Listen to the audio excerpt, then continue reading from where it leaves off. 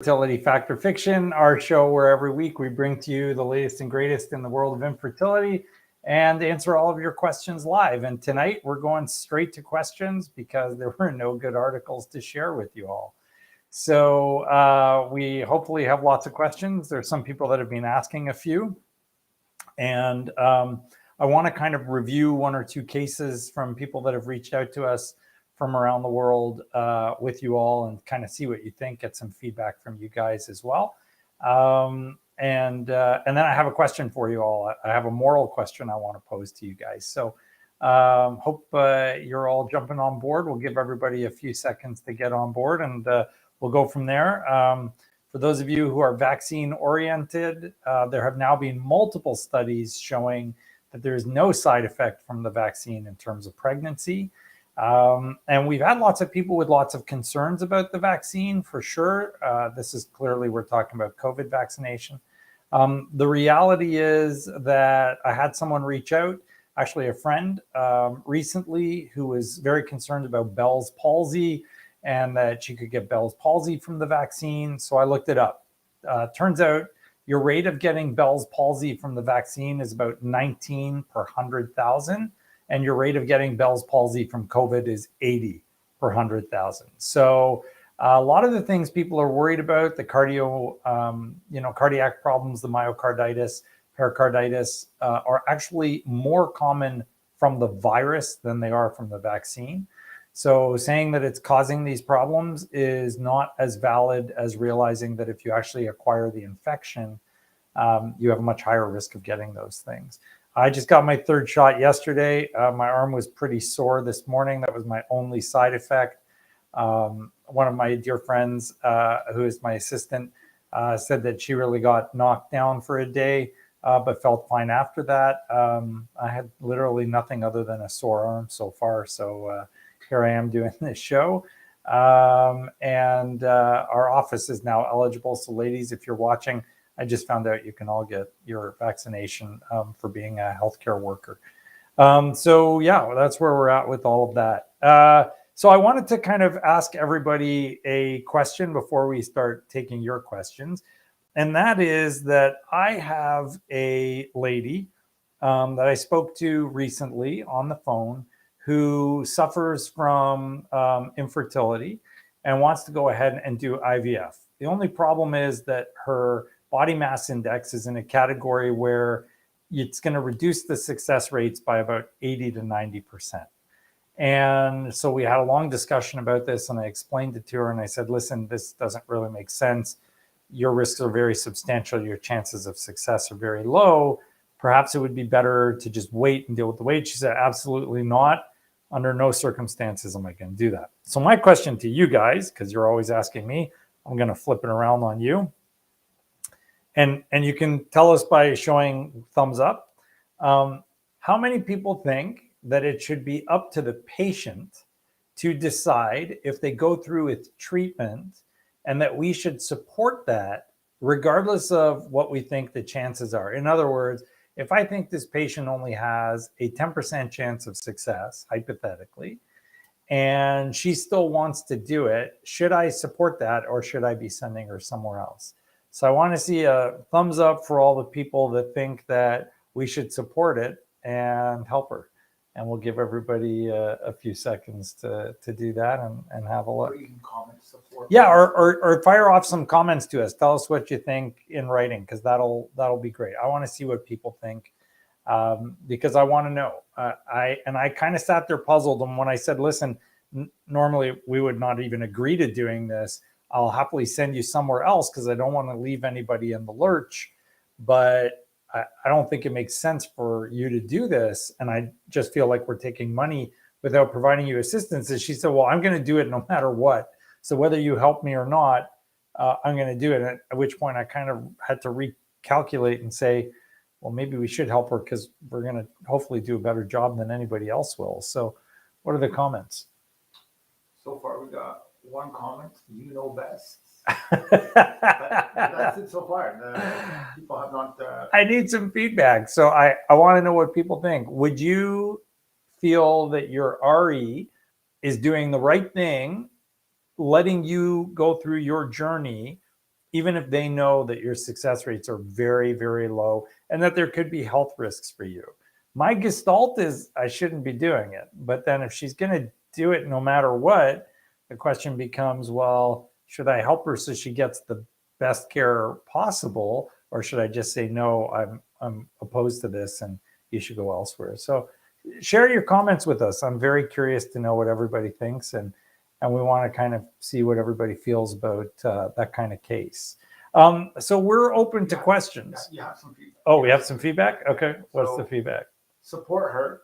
Yeah. Seems to be a trend. Support her unless something else other than her weight is an issue.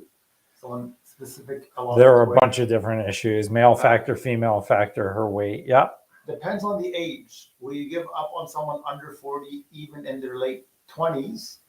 And on Instagram, you got way more comments. Okay. You got,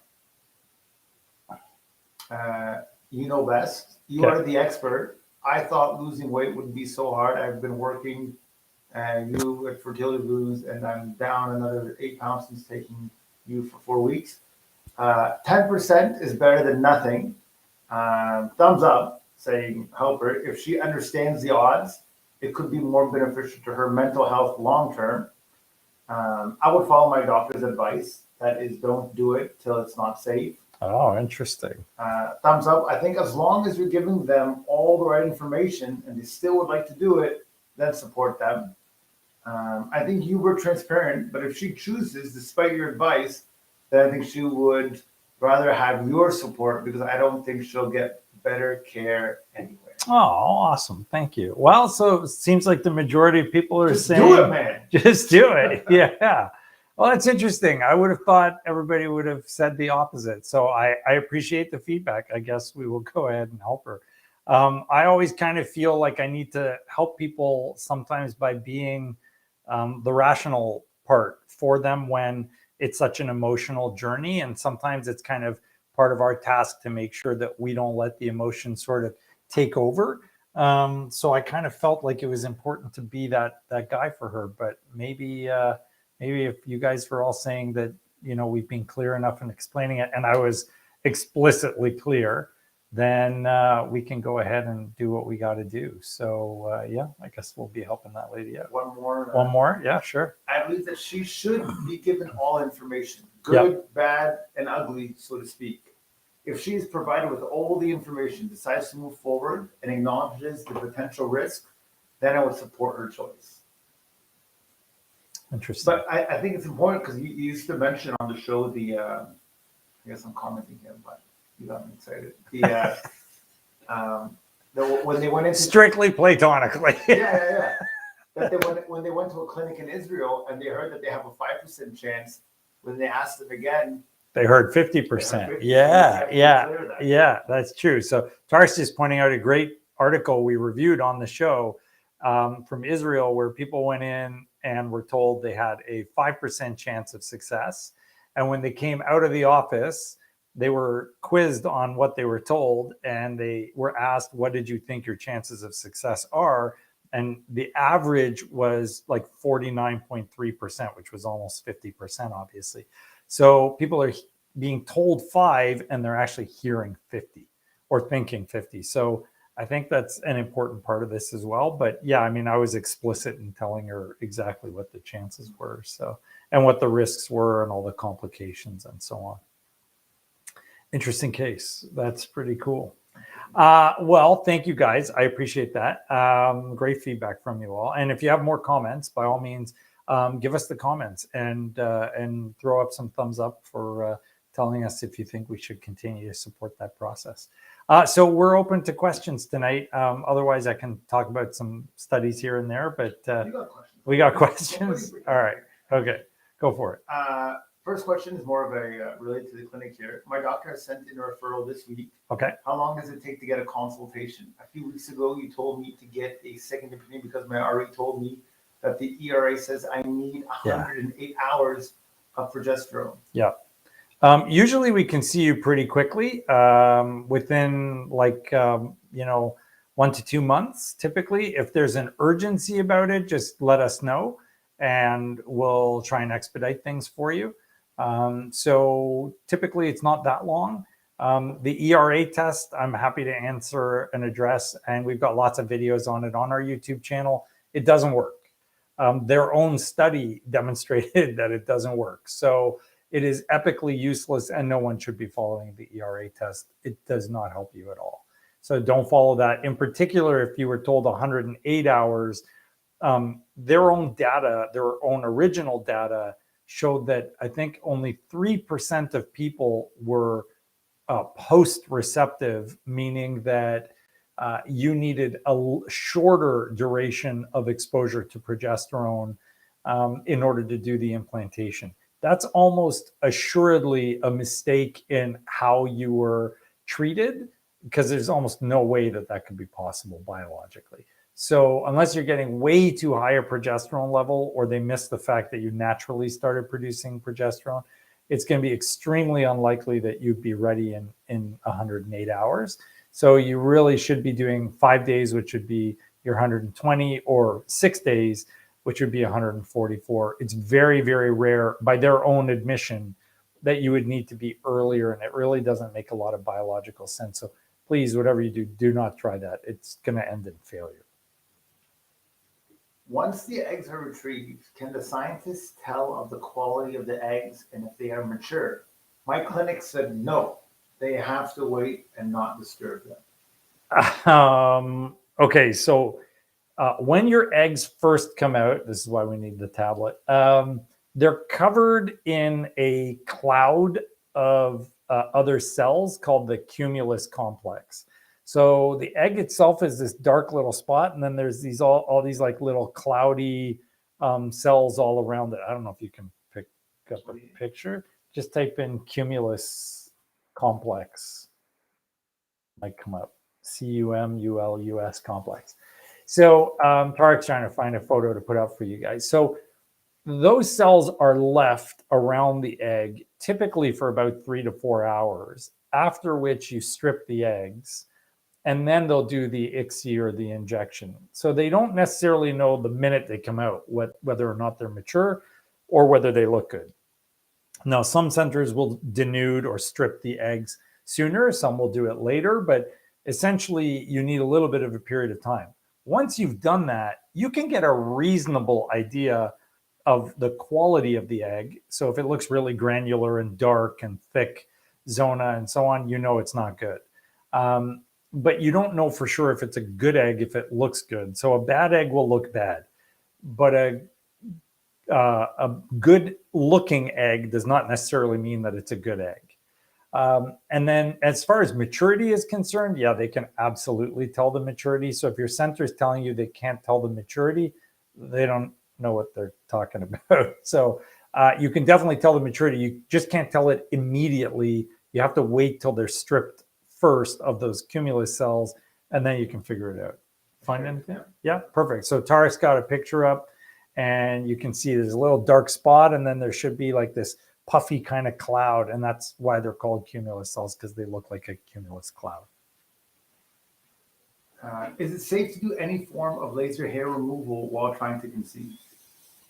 Yeah, any form of laser hair removal is fine while trying to conceive. You're just not supposed to do it when you're pregnant, because your pigments change and the laser can alter that. So don't do laser hair removal while you're pregnant, but there's no problem doing it while you're trying. Now, where's the fine line? I mean, I don't think it's going to affect the pregnancy super early on. So, you know, if you are waiting till you find out if you're pregnant or not, you're fine. But don't do it into the pregnancy, 6 weeks, 8 weeks, 10 weeks, that kind of thing. I'm trying to get pregnant, 40 years old. Me and my partner does not have any problems according to Fertility Institute tests we had. Okay. I had 3 IUIs and were not successful. What do you recommend? Well, at 40, your chances of success with IUI are around 15% overall with 3 tries. So realistically, you're looking at either figuring out what's wrong, which would at that point require further testing, including potentially surgery, or doing IVF. Now, granted, you could try IUI with shots if you tried IUI with pills or natural. So that would be another option as well. So there are several choices for you. IVF is definitely going to give you your highest chance, but not everybody needs IVF, and we certainly don't advocate for everybody to get IVF. So you have options there. You could certainly try IVF. You could try insemination with injectable medications. You could consider having laparoscopic surgery done to see what's wrong. And then there's additional testing. Did your partner do a DNA fragmentation? Did they check your vitamin levels? Have you had a saline infusion, sonohystogram? All of these things are relatively important in the grand scheme of things. So depends on what was done. As far as your chances are concerned, like I said, with IUI, even with the shots at 40, you're looking at about a 15% chance overall, maybe as high as 20 in some centers. With IVF, it's very center dependent. There are centers that are going to get you about a 5 to 8% chance, and there are centers that'll get you a 40% chance. And of course, it also depends on how strong your ovaries are. So a lot of that factors in together. I feel they're commenting on our YouTube video, but I don't know if they actually are. To trigger or not to trigger for FET? Why or why not? No, we don't have one on FET. Not on FET, but we have trigger shot or... You can trigger for an FET. So triggering for an FET just lets you correct the timing, and there may be a small benefit to the HCG. No one knows for sure because it's very controversial. No one's ever shown that there's a harm to triggering. I don't know that there's actually a concrete benefit to it because there's a lot of studies. Half of them show there is, half of them show that there isn't. But realistically, it's mainly done to make our life easier because it helps us with the timing. So that's the main part of it. It's just a timing issue. Is it safe to have a few alcoholic drinks between IVF retrieval and frozen embryo transfer? No. Or better to not drink at all? Yeah, it's way better to not drink at all. So listen, I always admit my bias, right? I don't drink. I've never had a drop of alcohol. I never will. I'm very anti-alcohol. And my dear friend Tarek is as well. Having said that, let's go through why. So number one, alcohol is a class 1 carcinogen. It literally causes cancer. So it's not good for anybody. Number two, all the studies that they did saying it's good for you were bogus and none of them were true. And they subsequently came out and said that, but obviously it didn't go public because there's a lot of people that drink and they don't want to spook everybody. Number three, and most importantly, for the last 2 years, 2.5 years, all we've all done nonstop every day is use hand sanitizer. Why? Because we're killing viruses and we're killing bacteria and we're killing anything alive that's getting on us that we don't want there because we need to keep clean to prevent infection from spreading. Well, what is hand sanitizer? It's 99% alcohol, 99.9% alcohol. So what are you doing when you drink alcohol? You're basically killing everything that goes, like, all the tissue inside you. And that includes your eggs and his sperm and any embryos and all that stuff. So it is incredibly damaging to tissues, which is why it's a carcinogen. It causes cancer. So should you be drinking at all around the time that you're trying to get pregnant? No, absolutely. You should not be drinking at all. We know it damages sperm. We know it's bad for eggs. We know it affects implantation and pregnancy. And every time we say this, somebody jumps up and says, what about the studies that said that red wine is good for you? It actually was nonsense. Red wine is not good for you. It increases your risks of esophageal, oral, pancreatic, and hepatic cancers, liver cancer. So lots of different cancers are increased. And the benefits for your heart had nothing to do with the red wine. It was like other lifestyle aspects. And when they controlled for all of those, they realized that the wine was actually increasing your risk of death. So it is not helpful for your health. Just want to say I'm pumped for my FET with you tomorrow. Oh, awesome. I'm pumped too because we got a bunch of them to do. You know what I will say? God bless our amazing scientific director and lab director, Dr. Khosravi. She does a phenomenal embryo transfer. I'm pretty good at doing the ultrasound and cleaning and getting it all lined up, but she is bang on every time. My last embryologist would never listen when I told him where to put them. He kept insisting he put them where he wanted to. And we did a good job, but it wasn't quite as high as I wanted it to be. And now with Dr. Khosravi, she is like X marks the spot every single time. And our success rates are even better than they were before in my previous center. So I love working with her. She does an amazing, amazing job. And she is so passionate about it. She cares so much. So it's been really great working with her. And together we've had phenomenal results. What do you think about LIT and intralipid therapy? You know, someone else asked me about that online. So let's deal with intralipids. Intralipids actually has evidence to support the fact that it likely works. Do I use it in everybody? No, because not everybody needs intralipids. But is it reasonable to use intralipids for cases where there's an immune problem or a failure, or you're going into it knowing they've got some kind of autoimmune condition? Yeah, absolutely. It's totally reasonable to use. What is it? It's basically a fat emulsion, and we drip it into you, mixing it with saline through the IV. It takes several hours. We have very, very low costs for it. So we keep our costs very reasonable for our patients. I think we're like a fifth of what most other places charge. So we're totally rational about doing it. And I love it because I have seen it work in a lot of cases where we failed before, we jumped on intralipids, and then we got a success. LIT therapy is much more complicated. So this is therapy where you're using your partner's white blood cells to modulate your immune reaction to their DNA. And it's much more complicated. It's much more sophisticated. There is a lot of data out there saying that it probably is beneficial. Having said that, there are also probably an equivalent number of studies saying it's useless. So it is considered research only. Now, if you talk to people who are in the know, reproductive immunologists, they swear by it. But the reality is that we don't have sufficient scientific backing to say that LIT therapy definitely or definitively works. So we don't know about that one. But Intralipids actually has several studies that support the use of it. And no one's ever shown a decrease in success. And because the cost is low, it's reasonable. LIT therapy is pretty expensive, guys. So I am supportive. I have seen it work with our own patients. But, you know, everybody's different, and we got to be super careful. The other thing we've been using quite a bit of is subcutaneous IG. That's even stronger than intralipids. Just yesterday, we had a patient very dear to us who had multiple losses, was on the brink of, you know, trying something more drastic like IVF, got the subcutaneous IG, did IUI, and then got pregnant and had twins.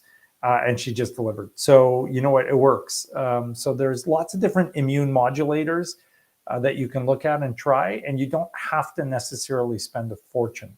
But LIT and intralipids definitely have some promise. Intralipids in particular, for sure, has good support.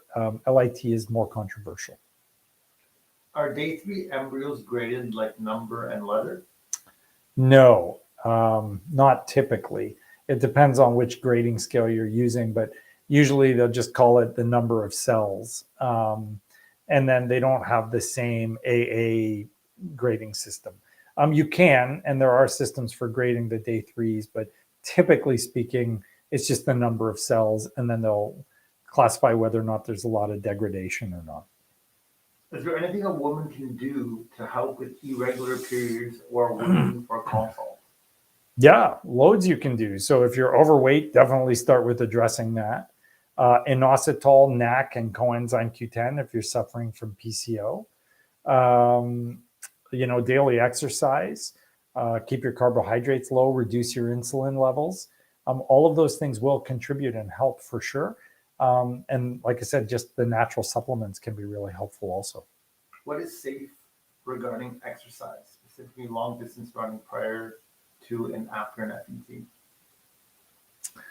I would never do long distance running after an FET. Remember, if you're doing long distance running, your body is pumping as much blood as it can to your muscles to address the oxygen demands and the sugar demands of your muscle, which means it is dragging that blood away from your uterus where your baby is trying to grow. So long distance running with a baby really doesn't make a lot of sense, biologically speaking. Pre I mean, again, I would never advocate for long distance running. If you want to take a light jog, sure. But your body is really looking for you to be very kind of normal in everything. So if you're overdoing it, you're straining. And long distance running, arguably by definition, would be some form of straining, then that's probably not ideal. Now, having said all of that, my own cousin was on Team Canada for the Atlanta Olympics for marathon, and she was pregnant and running 10K a day while she was pregnant. So we always used to tease her and say that, her children were all going to be born with running shoes on. So, I mean, it is very possible to run, but, she was a marathon runner at Olympic level. And so 10K for her was like a jog for anybody else. So it all depends on your stamina and your ability, but I would not advocate for any of our patients to be pushing it that hard. My BMI is around 38, and my fertility doctor said he will not refer me to a doctor who can do IVF without getting my BMI under 36 because he can't do procedures for IVF if BMI is over 36. Is this true? No. So that depends on which center you're going to. Now, most centers in Ontario are going to be regulated so that they can't treat you if your body mass index is over 40 because your ASA score, American Society of Anesthesiology score, and other factors put you in a risk category that they don't feel comfortable with us trying to do therapy for you in the office, especially where we've got to sedate you. But 38 is still okay. Now, would I recommend you go ahead with 38? No, because it's going to negatively impact your success. And we've got a great video, which we should probably bring up, because I know we had one that was, the recent one on YouTube was for BMI. But there's one from a Chinese study, I forget what we named it, that had an inflection point of age 38.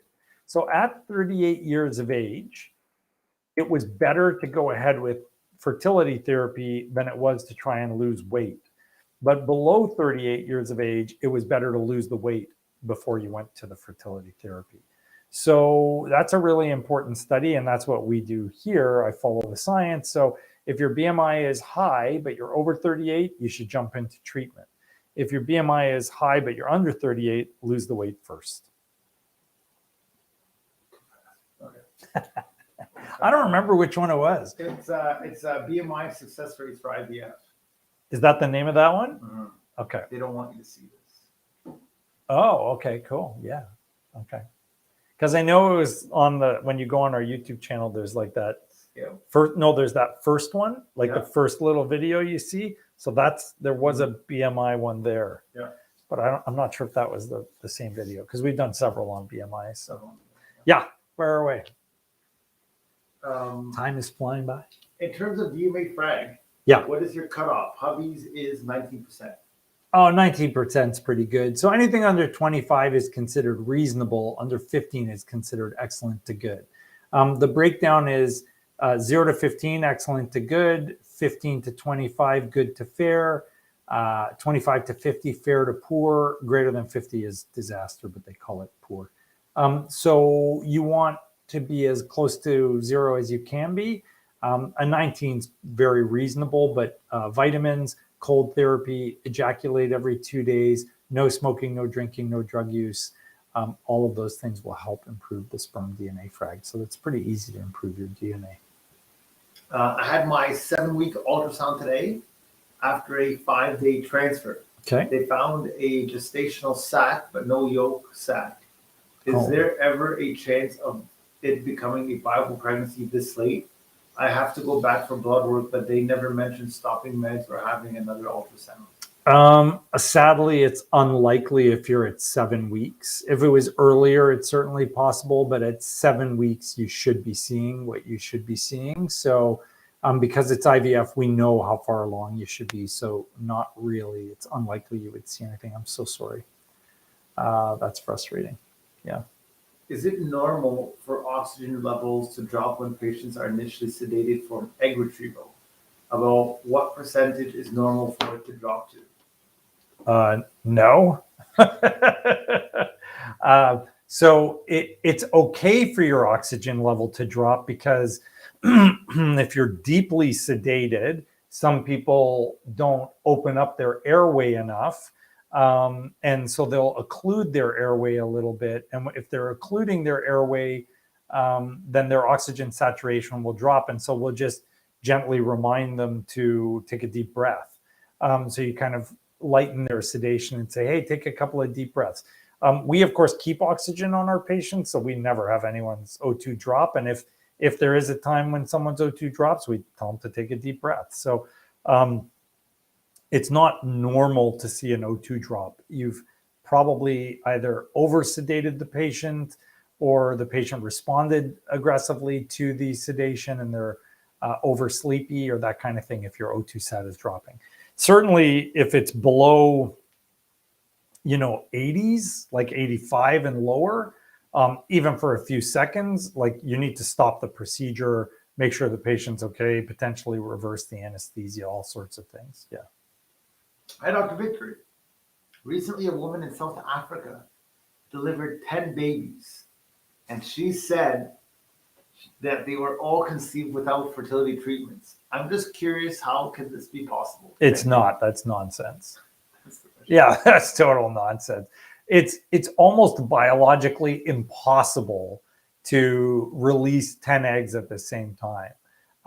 There is no way to do that naturally. So she's lying.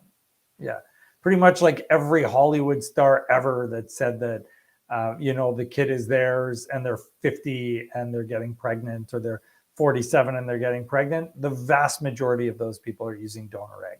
So you can't believe everything you hear. It's like, every couple of weeks, there's some story about some lady in India who was 60 and got pregnant with her own egg.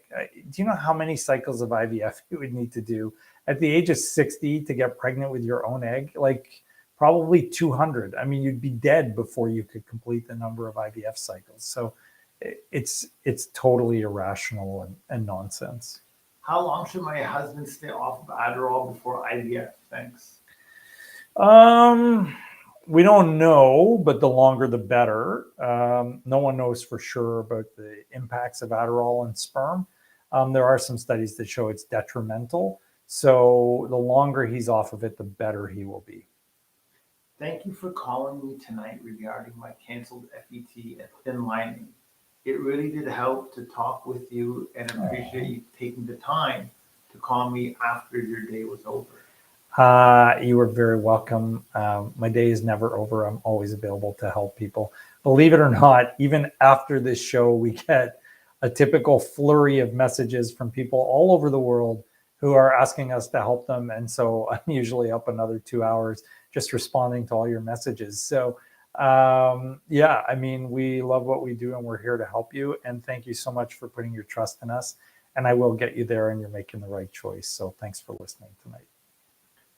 Started PIO injections this weekend, and I can't believe how much it hurts. Yeah.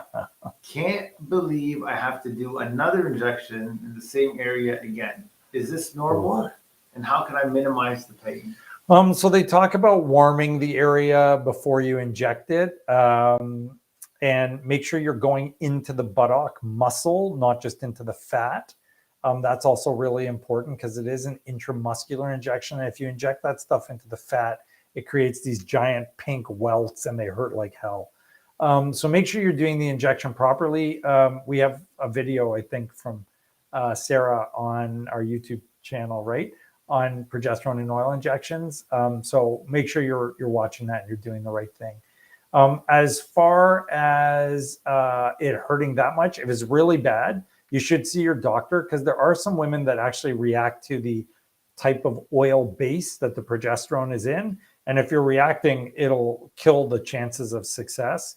So make sure you see whoever is taking care of you, even if it's us, and say, look, this is agonizing, what's going on? Because we actually need to look, and if it's a big inflammatory reaction, you got to hit the brakes on everything. It'll impede or even prevent you from getting pregnant because it's overactivating your immune system. And now when your immune system's overactive, nothing will help. So nothing will work. So it's really important to watch for that. Yeah. Are you in Toronto? Currently, I'm in Windsor, but we are everywhere. So I just posted on that the other day. Was that yesterday? On Instagram. We just helped a couple from the Virgin Islands. We've got people coming to us from California, from all of Europe nonstop. There were 2 couples here from Europe today. We've got people coming to us from, Toronto, from all over. So we do consults for people everywhere. And then as far as getting you treatment, I do work at Create. I have, other people that help us with monitoring at places like Tripod. We've got all sorts of friends in the Toronto area that can help. So I'm not worried about helping people in Toronto. I think right now, these days, the barriers mean nothing. I mean, that we've got a ton of patients coming to us from Western Canada. I've got loads of patients coming from Alberta because they're very dissatisfied with the care they receive there. And we've got all sorts of opportunities for you. I've got a lady I'm helping from Norway. We've got multiple UK and Scottish patients.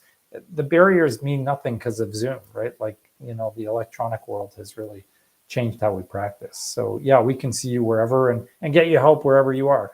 I know I put up a screenshot of a post from a patient who literally spent 40 minutes on the phone with us. I gave her some advice. I told her what she needed to correct, and then they had their best IVF cycle so far. So, I'm really good at kind of doing the detective work and figuring out what's wrong and how you can improve your chances. And we don't push people to do it with us. I just like helping everyone. So where you do your IVF is up to you, but I want to help you get the best opportunity you can, no matter where you go. How bad is sanitizer for healthcare workers while pregnant? Does it absorb enough to harm a fetus? Probably not. You don't absorb very much because most of it's on your skin. But if you're using it nonstop, you'll probably absorb some. So I keep, a shameless ad for Aveeno here. I have no relationship with Aveeno, but I just keep this on my desk, and all day long I'm putting some on, and I use that as a barrier. I'm putting it on now to keep my hands from being overexposed to alcohol. Yeah, I want my liver to be protected, and I don't want alcohol in me. So yeah, so use a barrier. Use gloves when you can, to avoid excessive exposures, that kind of thing. Who do I talk to about getting a picture of my embryo after my transfer at your clinic? Dr. Khosravi. So just talk to our lab director and she'll set it up for you. Hi, Dr. Victory. Love the show. Could you look at doing a factor fiction? Oh, here we go. On how the number of nights of stims affect egg quality and live birth outcomes. We've done it. You'll have to find that one. I don't know where that one is. Put it up there. What's it called? Duration. We've done it. So if you go past 11 days, your success rates start to decrease. Once you're past 12, they significantly decrease. And also if they're shorter than 8 days. So the sweet spot is 9 to 11. And, I've spoken to many people where they had these really long stimulation cycles.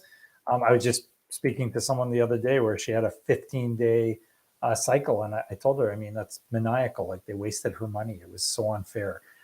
If your cycle is going that long, as sad and as terrible as it is, your chances are basically zero. And they should not be continuing. They should be canceling you.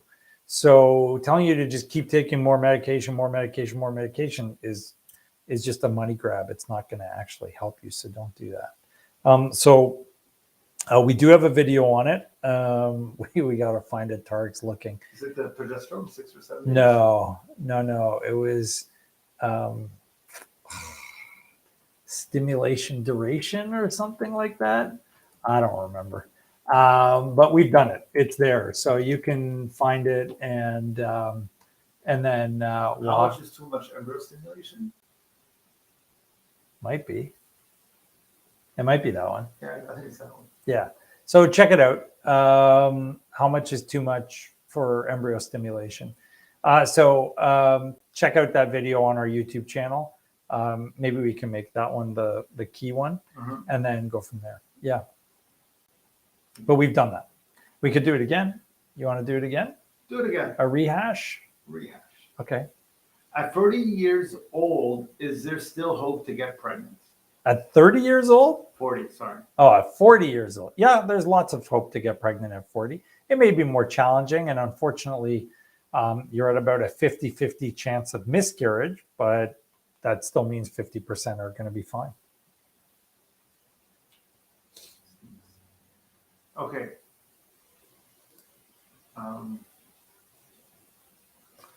Just I'm trying to find my last spot. I went to my Instagram and Facebook. Yeah.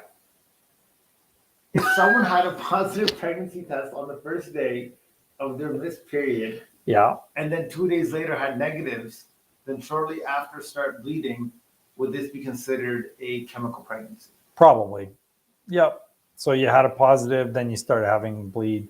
That's probably a chemical pregnancy. Yes. Yep. And if they had the chance to follow your beta HCG levels, we would have seen that, they were probably positive and then became negative. How much does Intralipids treatment cost through your clinic? I've had 2 failed FETs. Oh, I'm so sorry. $250 for the first one, and then $200 each time after that. So you need one usually 5 to 10 days before your transfer. Some people want it on the day of the transfer, then at your 2-week positive beta, and at 6 weeks. Beyond that, most patients opt to continue it every 6 weeks, although nobody really knows if that's useful or not. So we can't really do that. Hi, Dr. V. If doing an FET, should PIO shots and vaginal suppositories be starting at the same time? Yeah. My clinic on does PIO shots. Is this enough progesterone? Only. My clinic only does PIO shots. So we reviewed that a few weeks back on another video. PIO is great. Vaginal is not great, but PIO with vaginal is the best. So you need both. It's not enough to just do the PIO. Are there any immune options you'd suggest for someone who had 2 failed FETs? Well, if you're looking at immune options, I do genuinely recommend doing some testing to see what's wrong. It's expensive, but it's worth it. And now with Fertility, they've made it much cheaper. Years ago, I remember I had one couple I had to test for.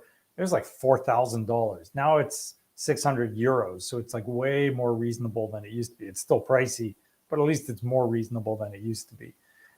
So I would recommend you engage in that and consider doing that. Having said that, the easy ones are Intralipids, prednisone, heparin, which modulates your immune system a little bit. It's anti-inflammatory. And then either sirolimus or tacrolimus, both of which we reviewed on another recent show, looking at the various components of immune protocols that work. And sirolimus actually seemed to have a lot of positive benefit to it. So it also may be very beneficial. So we've started looking into using that for some of our patients. Subcutaneous IG is really great as well. So if you're not doing testing, we would typically do prednisone, Intralipids, heparin. And then if we think there's something more going on, we'll consider the subcutaneous IG. And I am going to start integrating the tacrolimus, sirolimus into those cases as well. What's the difference between Intralipids versus the IV immune therapy? Well, Intralipids is IV immune therapy, but versus IVIG, we always used to call Intralipids the poor man's IVIG. The problem with IVIG is that it's much more targeted than Intralipids is. So Intralipids is not an immune treatment. It stimulates your immune system to do what we want it to from an immunological perspective. And nobody actually exactly knows how. But IVIG actually binds up bad stuff in you that could be reactive. The problem with IVIG is each treatment is like $5,000 in Canada, and it's almost impossible to get. So we don't do IVIG. We move to subcutaneous IG, which is free, thank God, and way, way easier to do. And patients can actually do it on their own. So it's much, much better because it's easy to administer and it's a lot cheaper. It's not quite as simple as doing Intralipids, but it's a lot more reasonable than doing IVIG. Hi, Dr. V. Hey. Currently 12 weeks after multiple FET failures. I've never tested for thyroid antibodies before, and my TSH is managed with Synthroid. Yeah. But after becoming pregnant, I've tested positive for antibodies, Sure. including thyroglobulin. Yeah. Antithyroid globulin. Yeah, antibody and thyroid peroxidase. Yeah. AB. Yep. I'm already on an immune protocol with prednisone, Levodox, and IVIG. Is there anything more to be done? Selenium and inositol will reduce your antibodies. You're past 12 weeks, so your risk of miscarriage is going to be low now. But you're certainly not going to be harmed from taking selenium and inositol. Hi, Dr. B. How do you choose an embryo? 3AA, 3BA, 3BB, 2 of each? Try to have a good cycle. Okay. So the first thing you choose is the day. So a day 5 embryo is going to be your best embryo. Then day 6 and day 7 is not a great embryo. So you're going to choose by day first. Then you're going to choose by the number and the letters together. So, yeah. So do like an actual short YouTube video on this. Okay. So the next part that comes is the number. So the number is the degree of expansion of your embryo. So for example, a 6, which is really rare, is hatched. It's completely come out of its shell. A 5 is hatching, a 4 is expanded, a 3 is expanding, and so on and so forth. So the reality is that you want around a 4 or 5 usually, because 6s are kind of hard to deal with. And then the first letter refers to the grade given to the inner cell mass, which is the portion of the embryo that is going to become the baby. The second letter is the grade given to the trophectoderm, which is the portion of the embryo that's going to become the placenta. So you want an A or as close to an A for the first letter, because that means it's the highest grade for the baby part. And then you want the trophectoderm to also be as close to an A as possible. So you're really looking for a 4 or 5 AA embryo that's a day 5. So a day 5, number 4 to 5, AA embryo. If you don't have that, then it's a bit of a jumble to figure out what the best setup is. But with the ones you were talking about in terms of, she had 3s? Yeah, 3s. So 3 what? AA, Yeah. 3 BA, and 3 BB. So you're going to take your 3 AAs for sure, because they're going to be your best quality embryos. Yeah. Now, if you had a 4, it'd get harder, because a 4, let's say AB, would probably be better than a 3 AA, but it depends, what the embryos look like when they thaw too, especially if they're all frozen. Are you able to tell egg quality with regular cycle monitoring? Absolutely not. There is no way to tell egg quality from regular cycle monitoring. The only thing you're going to get a glimpse of is what the patient's estrogen levels are like, which will kind of indicate some aspects of egg quality, but it still doesn't mean anything. So we've had patients with low estrogens who have turned out to have beautiful, happy, healthy babies. And we've had patients with high estrogens that had terrible eggs. So that's not helpful at all. What do you recommend if I have low blood platelets count, so I don't think I can do Lovenox for transfer? Oh, definitely don't do Lovenox for transfer. Well, it depends on what else is going on. But if you have low platelets, there's all sorts of pregnancy complications you need to be aware of. And you also need to be checked for things like lupus. So make sure you're seeing someone first, especially a high-risk obstetrical specialist, before we even get you pregnant. That would be really important. Bring it to the attention of your RE. I don't know that I'd necessarily recommend you be on any blood thinners if your platelets are already low. And there are ways to elevate your platelets. So for example, steroids will do that.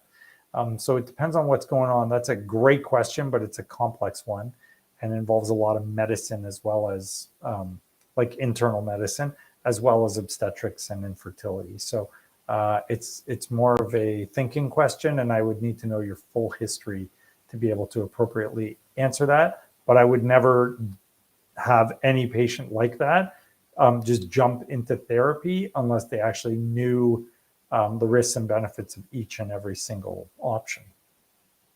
You touched on this last week, but I just want to verify. Both my Theracumin and NAC packages say do not take. It's totally fine. If you couldn't take, if breastfeeding or pregnant, yeah, correct. It's totally fine. So Theracumin is turmeric.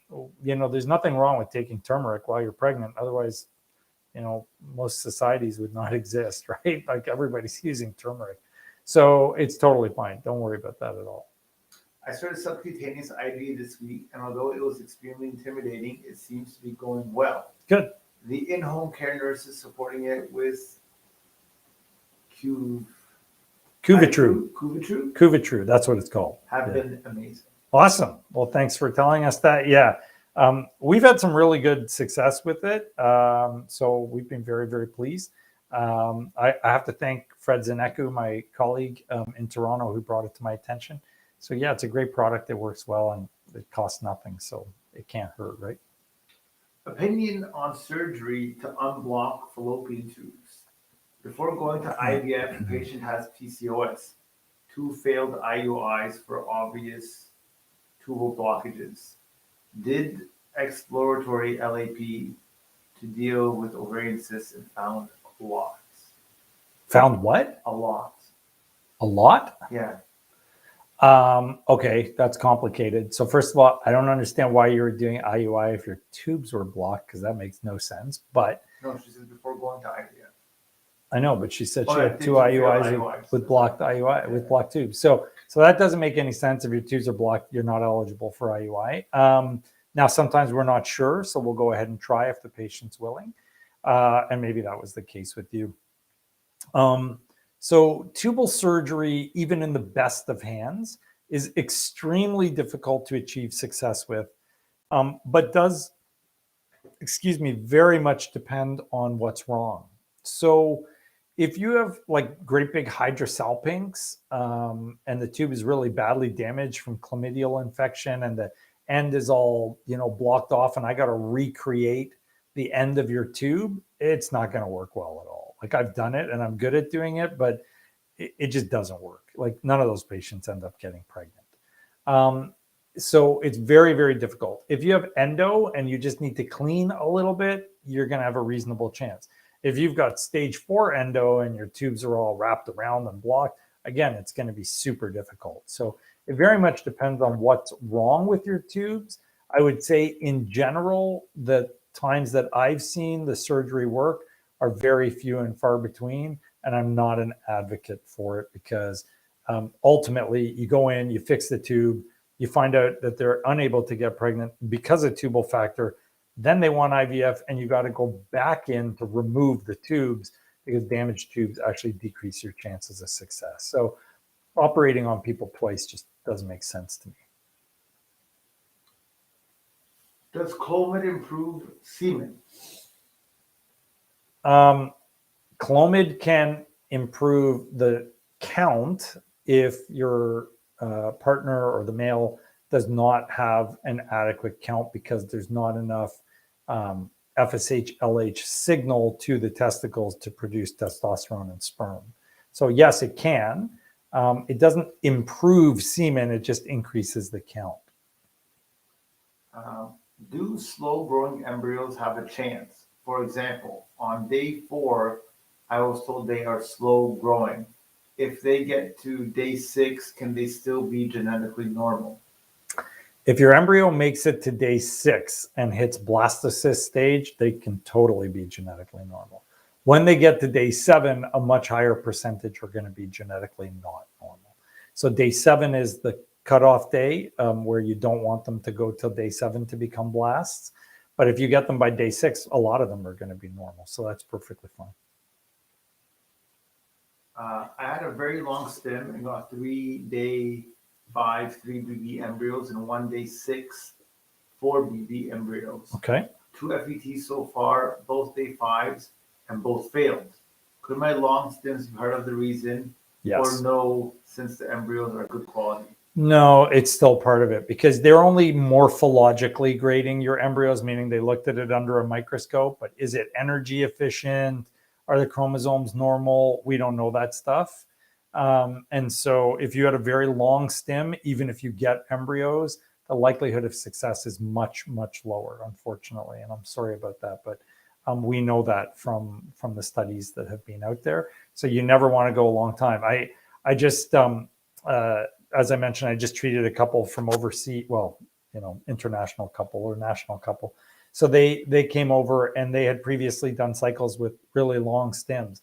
And I told them, I said, I would rather get a few really good eggs than get a bunch of overcooked or, eggs that took way too long to stem. And actually, she did amazing.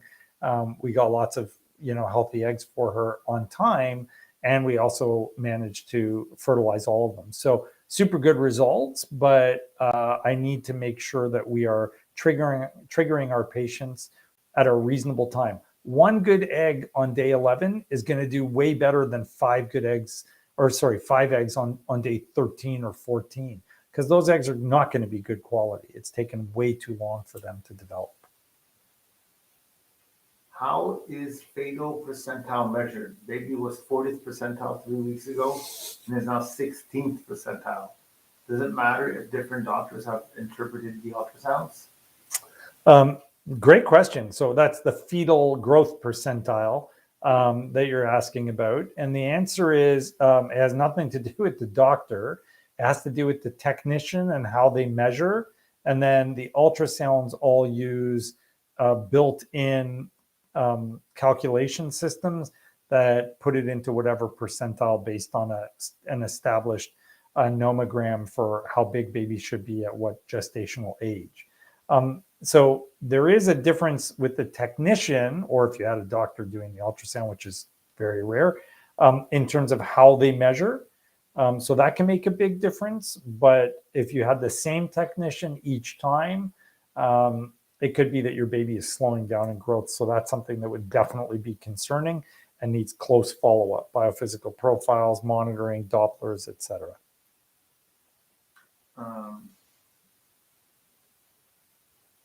I test 7, but all 3s, only 1 4AB, but tests came not enough DNA. Would you transfer? Yeah, I would definitely transfer. So that does happen. We have cases where you do the PGTA testing and we don't know if the embryos are normal or not because there wasn't enough DNA in the biopsy, or it just doesn't amplify. Sometimes we get enough DNA, but they just can't amplify it in the receiving center. And that happens frequently, guys. So when that happens, are we willing to transfer? Absolutely. I mean, there's no reason not to, right? You should take your chances because some of those embryos will be good and all you need is one. Definitely no reason to not transfer. Some people feel like they're being forced or pushed into doing more cycles of IVF.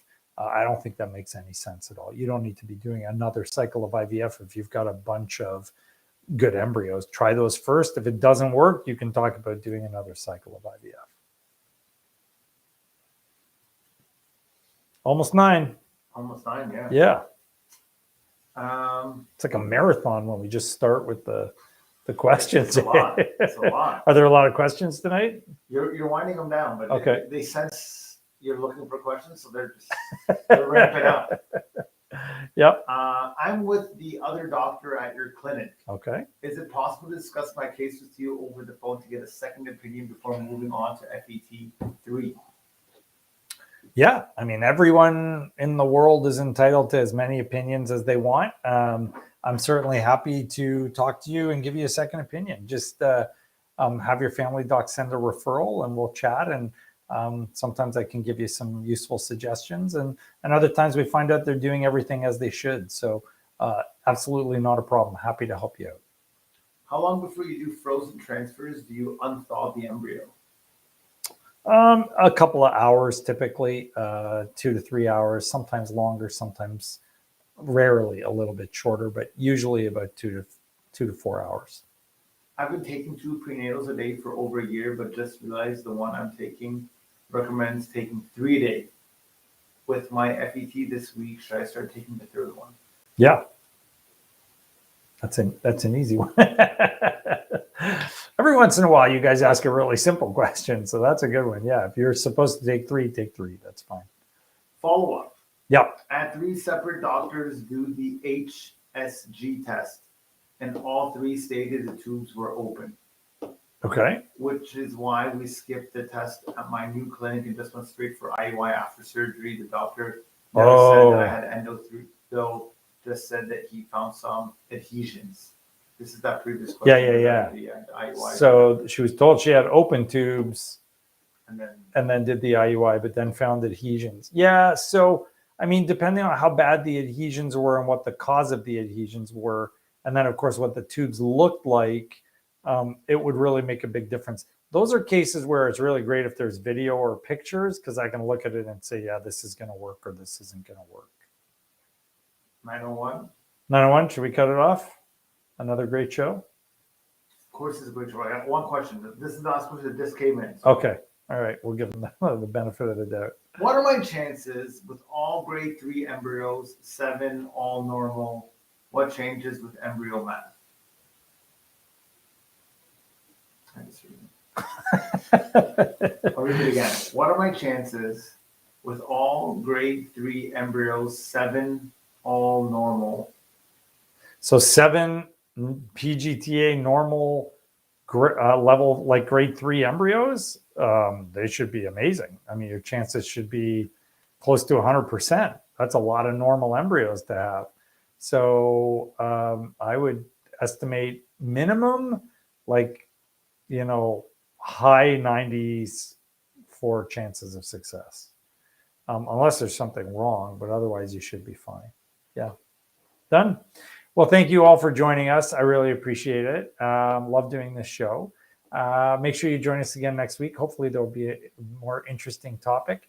I do want to talk a little bit about customized fertility care. So you'll probably see some posts from me, and I may kind of ask for you guys to share a case with us, and we might start doing some case reviews to see what people have done elsewhere and then what we suggested to them. You got one more question? Yes, I skipped your question, then I looked for it. Oh, okay.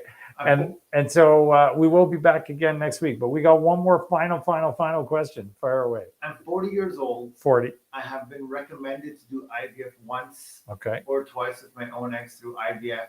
Then if not successful, get a donor egg. Right. How long it takes before I start IVF? Well, it depends on where you're going and who you're seeing, but like if we're super fast, a month and a half, we need testing on you and then we're ready to go. That's if it's super fast, but it's not just you. I got to look at your partner. I got to know what his sperm is like. Sperm can take months to improve. So it all depends on what the problem is and how bad it is, guys. Now we're good. All right. So have a good night. Thank you for joining us. Make sure you subscribe, especially on our YouTube channel. Go on there and click that subscribe button and push the button for notifications so that when we put up a new video, you'll get it. Have a great evening, guys. Stay safe. Get your vaccines. Bye now.